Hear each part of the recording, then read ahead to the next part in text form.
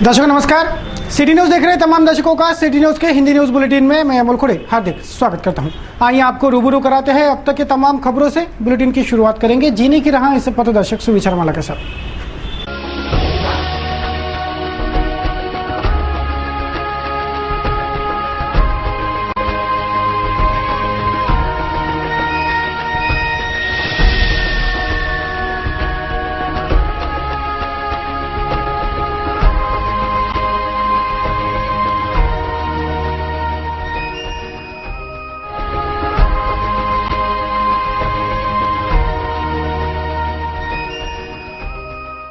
तो अभी आपने देखी जीने की राह या पथदर्शक सुविचार माला। अब बारी है खबरों के श्रृंखला की। बुलेटिन की शुरुआत करेंगे सुर्खियों के साथ।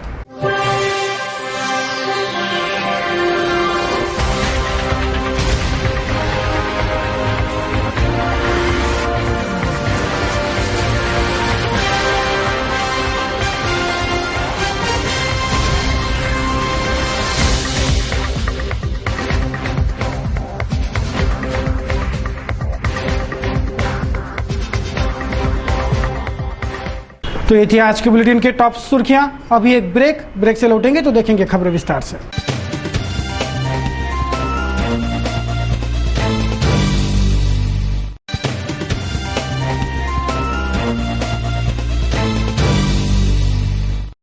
आइए अब देखते हैं संपूर्ण समाचार विस्तार से। शहर के बिच्छू टेकड़ी निवासी सुरेंद्र खांडेकर नामक आरोपी को फैजलपुरा पुलिस ने धारा 354, 354A तथा 811 पोस्को एक्ट के तहत नामजद किया है। आरोपी ने अपने ही 13 वर्षीय सगी बेटी के साथ मुंह काला करने का प्रयास किया। विगत 6 माह से आरोपी सुरेंद्र अपने ही 13 वर्षीय बेटी पर वासनांध नजरें रखे था। वो उससे छेड़छाड़ करता था। बेटी ने पहले तो सब कुछ बर्दाश्त कर लिया, लेकिन जब तकलीफ बहुत ज्यादा बढ़ गई तो बेटी ने ये बात अपने माँ को बताई। फिर दोनों माँ बेटी ने उक्त शिकायत फैजलपुरा पुलिस को दी। पुलिस ने बाप बेटी के पवित्र रिश्ते को शर्मसार करने वाले पापी बाप सुरेंद्र पर अपराध दर्ज कर जांच शुरू की है। शहर के शंकरनगर निवासी 18 वर्षीय ज्ञानेश्वर शिंगनापुरे नामक युवक ने सोमवार को फांसी लगाकर आत्महत्या कर ली। उसे उसके पिता ने शराब पीने से मना कर दिया। उसी से नाराज होकर उसने घर में ही फांसी लगाकर आत्महत्या कर ली। ये जानकारी प्राप्त हुई है। पुलिस ने मामला दर्ज कर जांच शुरू की है। जिले में सोयाबीन समेत सभी फसलों की हालत खराब हो चुकी है। किसानों के हाथ आई फसलें खराब हो गई है। बेमौसम मौसम की मार इस बार सोयाबीन, कपास, संतरा आदि तमाम फसलों पर पड़ी है। इसलिए किसानों के फसल बर्बादी को ध्यान में रखकर किसानों को 50,000 रुपए प्रति हेक्टर मुआवजा दिया जाए, ये मांग किसानों ने जिलाधीश से की। प्रहार संगठन किसानों की मांग को लेकर जिलाधीश कार्यालय धमकाया था। किसानों ने सोयाबीन तथा अन्य खराब फसलों को दिखाने ये खराब फसलें भी साथ लाई थी, जिसे दिखाकर किसानों ने फसल बर्बादी मुआवजे की मांग जिलाधीश के समक्ष रखी। सोयाबीनला आम्हाला आणून दिलं यांनी फक्त सरसकट मदत करावा एवढी इच्छा आमची। ठिबकचं शासन एका इकडे पैसा लागून गेला। ठिबक तुम्ही म्हटलं एका इकडे ठिबक बसवा। ठिबकचं पण अनुदान घे सर आणि ते हृदयविकाराचा। शहर के रंगोली लॉन का मौजमाप सोमवार को मनपा ने किया। मनपा का दस्ता सोमवार को यहां पहुंचा और मौजमाप शुरू हुआ। शहर के विभिन्न इमारतों और होटलों का मौजमाप कर रहे मनपा ने सोमवार को शहर के रंगोली लॉन का मौजमाप किया। मनपा के कर्मचारियों का दस्ता मौजमाप के कार्य में व्यस्त दिखा। अतिरिक्त निर्माण और अतिक्रमण की जांच यह दल कर रहा है। जांच में दोष मिला तो दंडात्मक और अतिक्रमण विरोधी कार्रवाई मनपा की ओर से की जाएगी। दर्शकों न्यूज बुलेटिन में अभी रुकेंगे एक ब्रेक के लिए। ब्रेक से लौटेंगे तो देखेंगे कुछ और खबरें। बनी रहिए सिटी न्यूज के साथ। ब्रेक के बाद खबरें और भी हैं।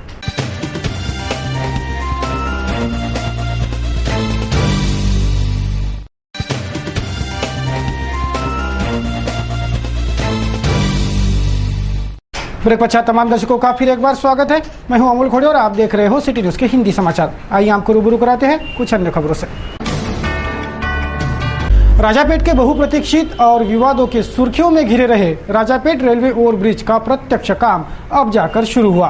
कितने भूमि पूजन इस आरोपी निर्माण स्थल ने अब तक के सहे, लेकिन पहली बार इस निर्माण स्थल पर यंत्र सामग्री देख नागरिक भी राहत की सांस लेते दिख रहे हैं। काम शुरू हुआ देखने को भी नागरिक अब तक बेताब थे। शहर के राजापेट रेलवे ओवरब्रिज का काम अब शुरू हो गया है। साफेकर एंड कंपनी को यह ठेका दिया गया है। 2 साल के अंदर यह रेलवे ओवरब्रिज बनाकर तैयार करना है। रेलवे ओवरब्रिज का प्रारूप मॉडल जो है हूबहू वैसा ही रेलवे ओवरब्रिज यहाँ साकार होगा। विगत सालों से आरओबी का भूमि पूजन तो कईयों बार हुआ, लेकिन प्रत्यक्ष काम शुरू कराने का श्रेय मनपा के कप्तान गुडेवार को जाता है। प्रत्यक्ष काम शुरू होता देख अब नागरिकों को भी लगने लगा है कि हाँ, अब बनेगा ये आरओबी, क्योंकि अब तक तो ये आरओबी विवादों के ही सुर्खियों में था। काम के श्री गणेशा के वक्त भी विघ्न का साया था, लेकिन विघ्नेश्वर ने निर्विघ्न इस कार्य का श्री गणेशा कराया। 1 तारखेला ऑर्डर केली 40 कोटी 53 लाख रुपयाची आणि त्याच्यामध्ये 2 वर्षाचा कालावधी आहे आणि 3 तारखेपासून कामाला सुरुवात केली। त्याच्यामध्ये अगोदर आपण सगळे बोर घेणार आहोत, ज्याच्यामध्ये जिओ टेक्निकल डाटा सगळा कलेक्ट करणार आहोत आणि त्याच्यावरनं मग आपलं डिझाईन तयार होतं। तर ते जवळपास महिन्याभराने पूर्ण त्याचं एक्सकेव्हेशन सगळं काम आपलं स्टार्ट होईल आणि महिनाभरपर्यंत म्हणजे 20 दिवस हे जिओ टेक्निक सर्वे आपलं सुरू राहणार।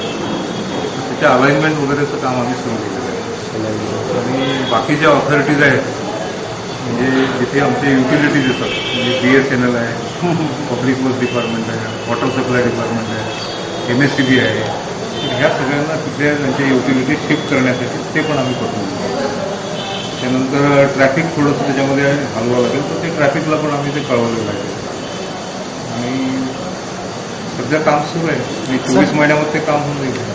पर्यायी रस्ता म्हणून कोणता ठेवणार तुम्ही रस्ता ट्रॅफिकसाठी? ते सध्या तो रस्ता सुरूच राहणार आहे, ते गेट आहे ते, पण ते हे पूर्ण आरोग्याचं काम झाल्यानंतर ते गेट बंद करणार।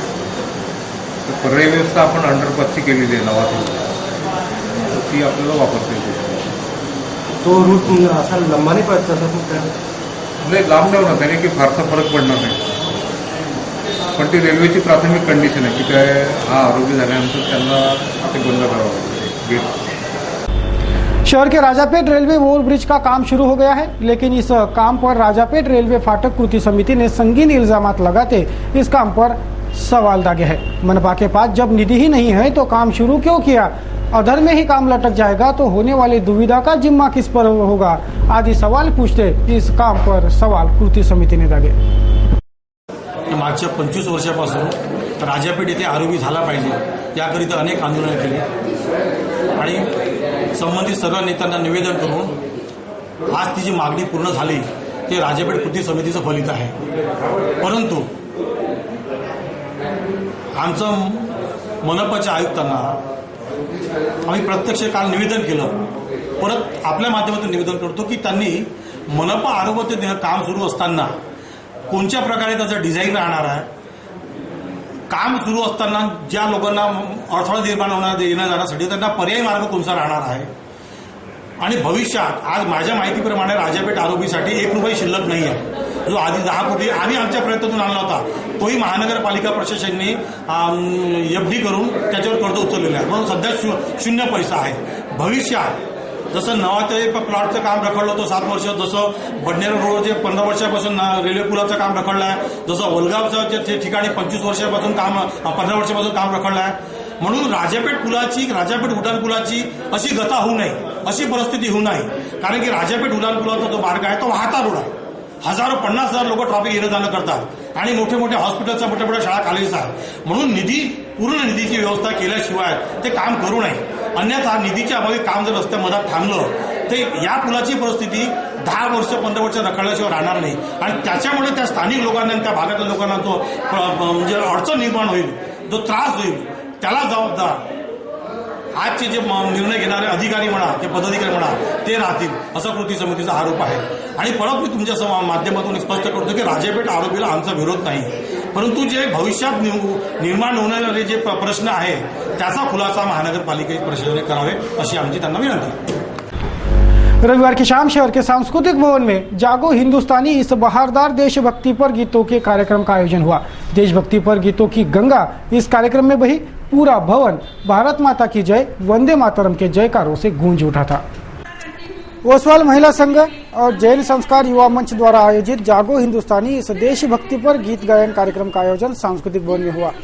देशभक्ति पर गीतों की गंगा इस कार्यक्रम में बही।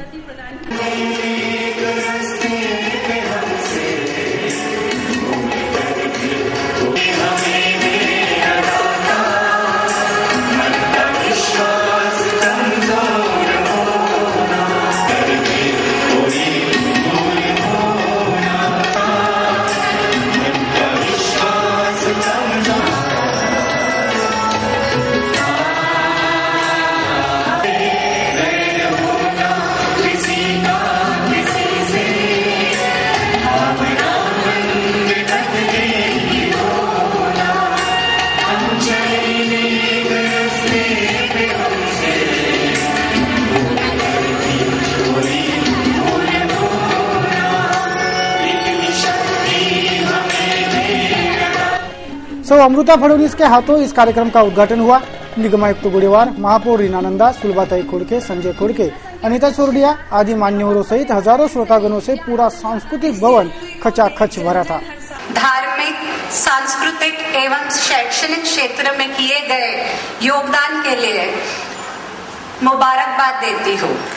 दोस्तों, इतिहास गवाह है कि और निष्ठा के साथ देश की तरक्की के लिए पूरी ताकत से अग्रसर हो सकता है।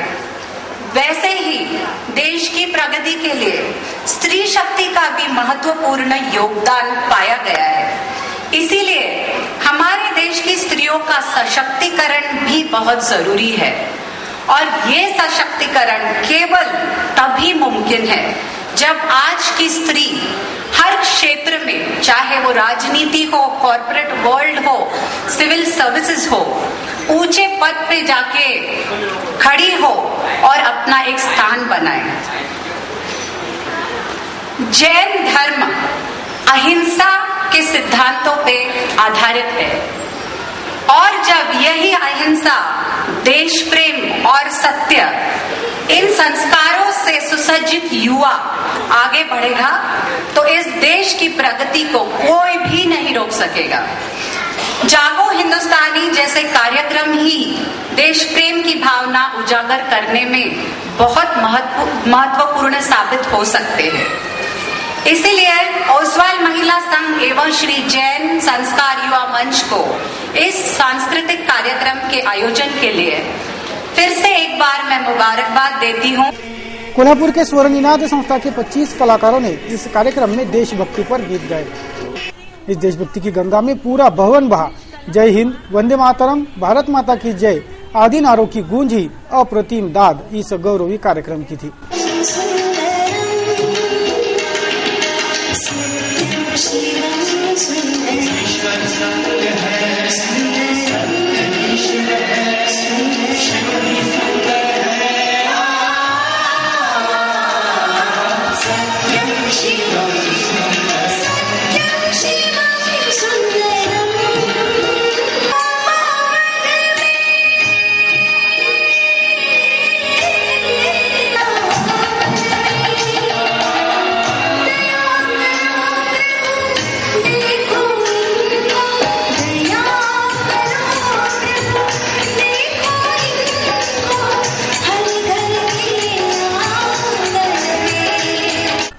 मुख्यमंत्री की पत्नी सौ अमृता फडणवीस ने भी सुरीली साथ भर सबका आग्रह माना और सभी में जोश भर दिया था।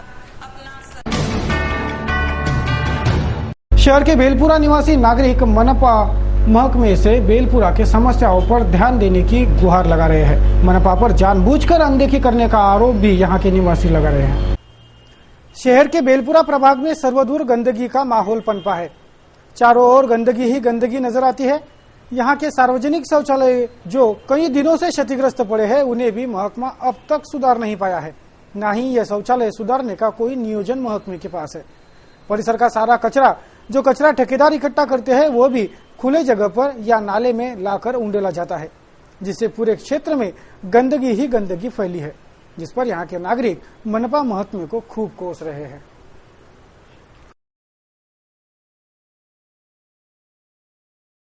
जिला परिषद शिक्षक बैंक के चुनाव की चुनावी प्रक्रिया अभी जारी है। सोमवार को जिला उपनिबंधक दफ्तर में नामांकन दायर करने की प्रक्रिया शिक्षक बैंक के चुनाव में उतरे प्रगति पैनल ने पूरी कर ली।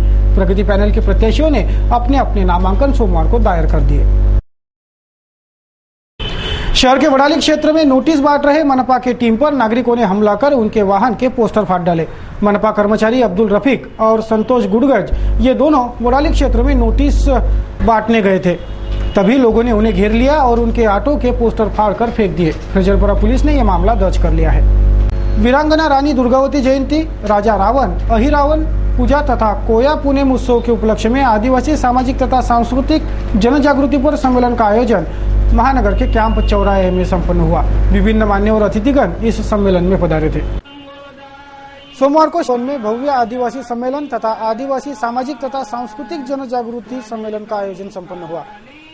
कोया वंशीय आदिवासी समाज के परंपराओं के प्रचार प्रसारार्थ यह सम्मेलन था।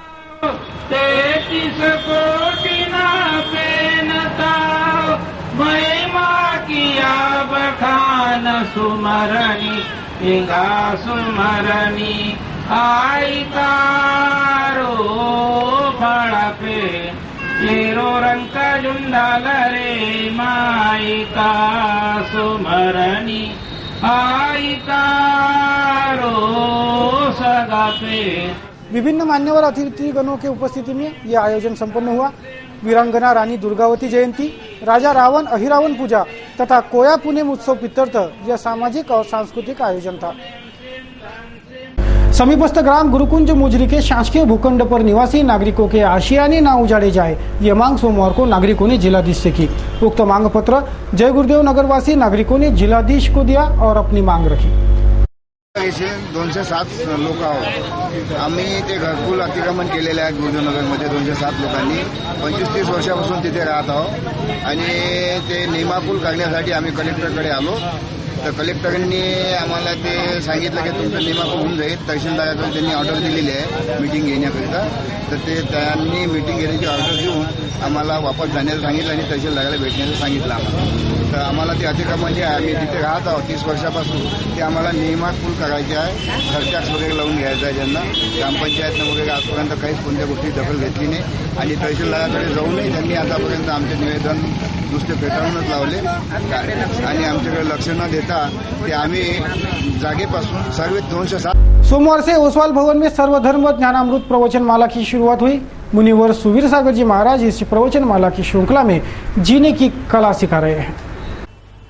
पूजनीय बाल योगी ज्योतिपुंज मुनिश्री 108 श्री सुवीर सागर जी महाराज के ज्ञानामृत प्रवचन माला की शुरुआत सोमवार से हो गई। शहर के ओसवाल भवन में इस सर्वधर्म श्रीमद् भागवत ज्ञानामृत प्रवचन माला का आयोजन किया गया है, जिसका आरंभ ही मैं आपको कुछ सिखाने और बताने आया हूं कि शुरुआत कर महाराज श्री ने किया। आते हैं लोग, देखते हैं और देख करके प्रश्न किसी के मन में कुछ आता है और किसी के मन में और कुछ आता है और किसी के मन में और कुछ आकर के ना जाने कौन कौन से प्रश्न उनके मन के अंदर खड़े हुआ करते हैं।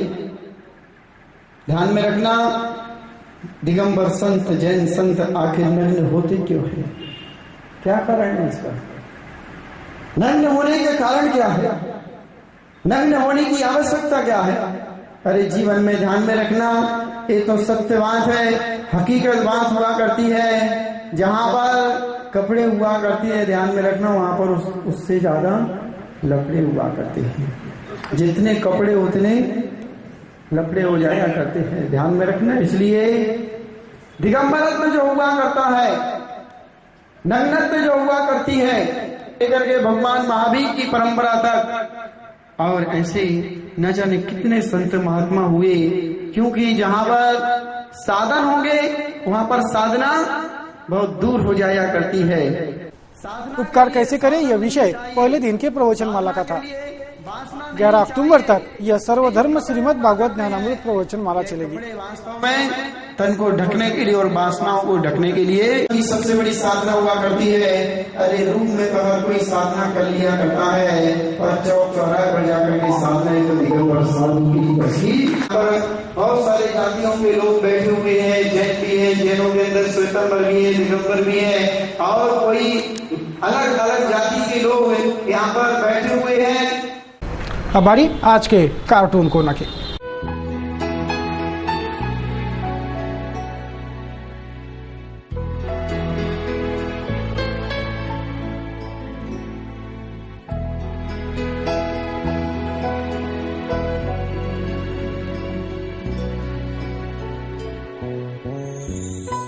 आइए अब करते हैं मौसम समीक्षा, देखेंगे आज के और कल के मौसम का हाल।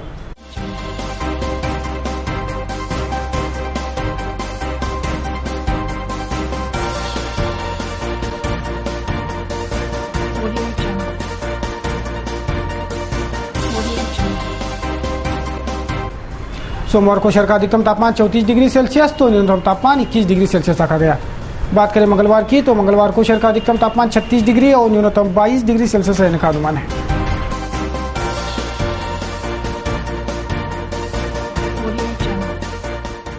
तो दर्शकों, अब तक के इस बुलेटिन में बस इतना ही। अब देंगे बुलेटिन को विराम। बुलेटिन के अंत में एक बार फिर नजर डालेंगे बुलेटिन के सुर्खियों पर।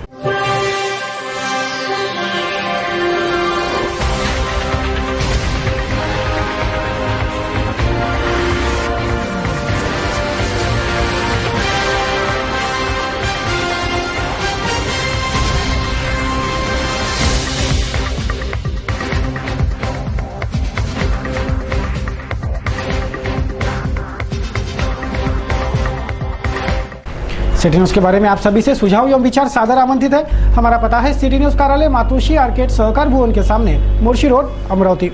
हमारा दूरभाष क्रमांक है 3298161। हमारा वेबसाइट एड्रेस www.citynews.net.in। ताज़ा तरीन खबरों के लिए देखते रहिए अमरावती का number 1 news channel city news. कुछ और ताज़ा तरीन खबरों को लेकर जल्द हाजिर होते हैं, तब तक के लिए दीजिए इजाजत। जय हिंद।